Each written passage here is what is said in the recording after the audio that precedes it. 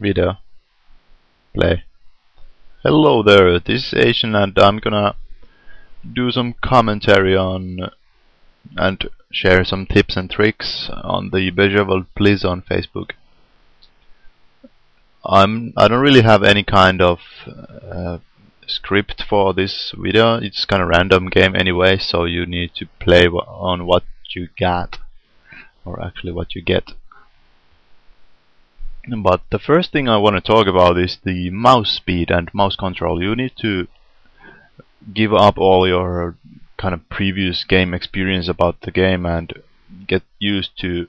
I mean, if you are experienced in the other Bejeweled games, you need to really forget all about that and learn the new Bejeweled, because in this game you can make multiple moves at once, and of course that makes the game a totally different experience. So the first thing I want to talk about, I have this move right. Actually, I'm gonna start a new game. Okay, I have this move right here, and I'm kind of looking at it right now because I'm playing stupid. But I want to talk about the important thing is that when you see a move right there, I'm not gonna keep staring at this area of the game. Instantly as I see this, I will move my mouse. Even if it's right there, I can learn how to move my mouse right there, down there really fast, and I need to learn to make that kind of move. And when I do that kind of really fast movement on the mouse, I can get free time for my eyes. And as you can see, I'm gonna make this. Here are a lot of moves. I'm gonna make them all in a really fast combination. Actually, that was really slow, but it awarded me with this hypercube, and I'm really glad about it.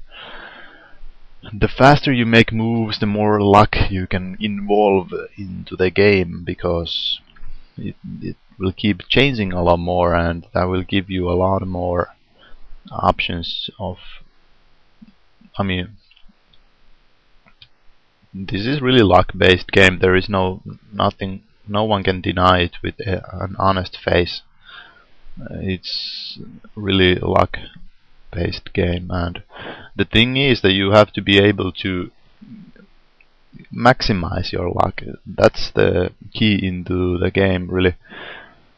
There is a way to get constant high scores if you really play right, and there are several things that are actually the whole game is kind of hidden knowledge. The game tutorials don't really teach you shit about the game actually. For example, there is this multiplier game, and the game just says that if you destroy certain gems, you will get it sometimes, but there is actually mathematics behind that, and you need to destroy 11 gems in one move in order to get that. And for example, if I destroy this star gem, I will get a 4x, or actually it's 3x at the moment. But there is a cooldown, like you cannot get 2 multiplier gems within 3 seconds of game time or something like that. I'm not actually sure, but I always kind of make 3 kind of useless moves in between those, just to make sure that enough time has passed, so I can. I mean, if I have 2 star gems, I won't pop them at once. It would be a waste of a multiplier. That's one of the important strategies, really. Let's say if let's see if I can get some special place in there. Actually, I'm gonna start playing a little faster. I'm just gonna play the game for a while. Actually, I missed a star game right there. And that's one of the things that comes to you when you really try to squeeze every bit of speed into your game.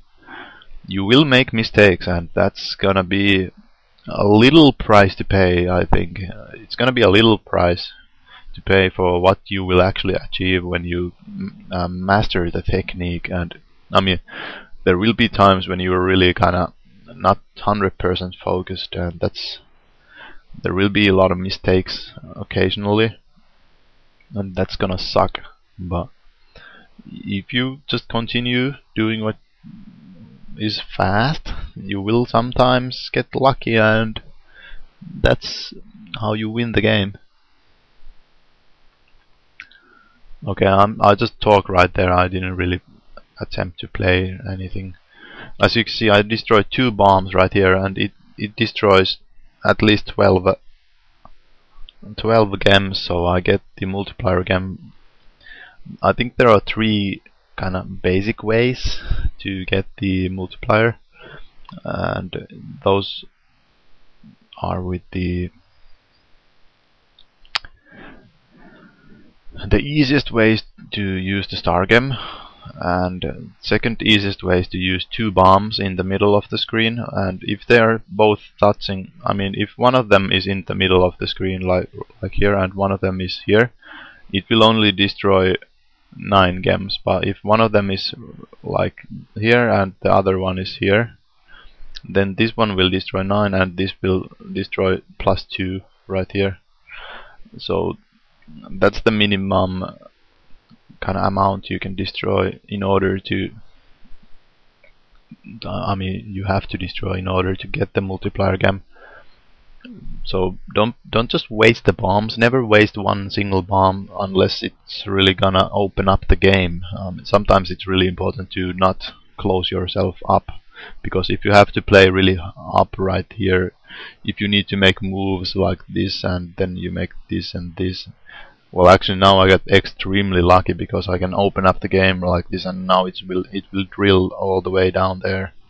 And as you can see, I just open up a ton of new moves. It's really important to play really low, because if I make these moves, the 7 rows of the game will change. Here only 5 rows changed, but it was enough to give me some extra moves. Basically this area right here, like this magic box of 4, if you can make moves in there, you can really have the best chances of getting a lucky combine as a, I mean, cascade afterwards. And if you can bomb right there like I just did, you will have extreme chance of getting luck.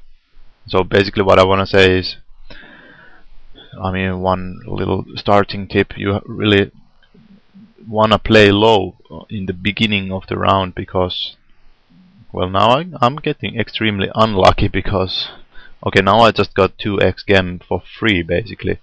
There was no explosions or anything on the screen. I just got a nice sweet combination of, as you can see, I think I destroyed a cascade of 4, and 4 times 3 is 12. And that means in one move I just destroyed 12 gems, which gives me a multiplier gem. But I wouldn't trust that at all. It's just a kind of blessing from the god if you get those combinations. You really have to base your play on the bombs and stuff.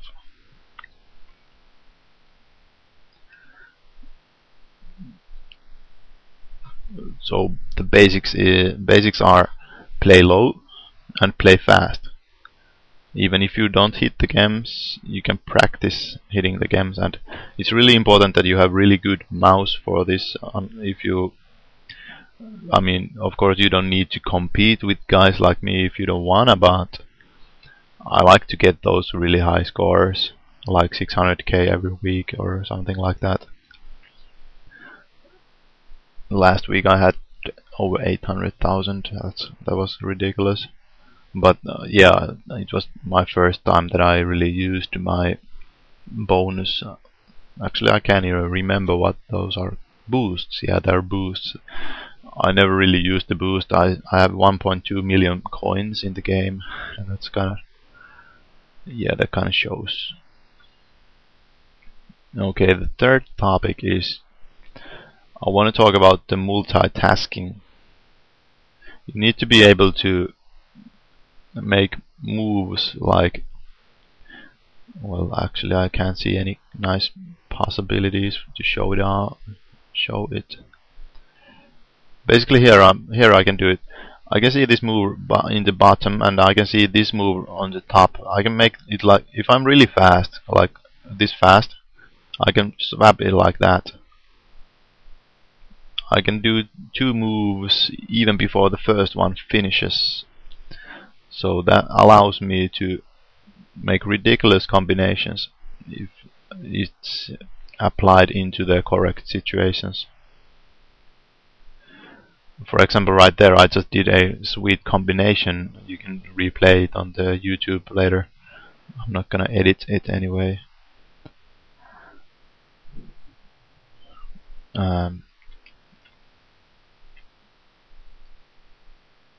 Yeah, there you can see I made this move right there, but then this game was kind of completing the line here, and at the same time when this one was dropping right there, I was already making the finishing move just to speed up my play. I don't really need to wait for everything to happen in order to continue my play. I just need to think a couple of moves forward sometimes, and then I can really benefit from the additional speed that comes from just thinking power. It's not your hand that does all the work, and it's not your eyes that does all the work. For example, if I was, well, actually, yeah, I was missing out here. I could have continued my play here while this row was really hard, dropping really hard for there. Like I wasted like 1 second of my game right there. But yeah, always change the position where your eyes are looking at. When I'm making moves, when I make this move right here, if I wait here, I will of course see this move, and I will see this move, and I will see this move. But what I really want to do is play like this, kind of move on the screen and do all kind of combination all over the place, and this will really, as you can see, it's all constantly moving. It's not ever gonna stop if I continue to play like I'm used to. Kind of just move on the board and make every move that you can spot. But of course, the moves on the bottom are really more valuable.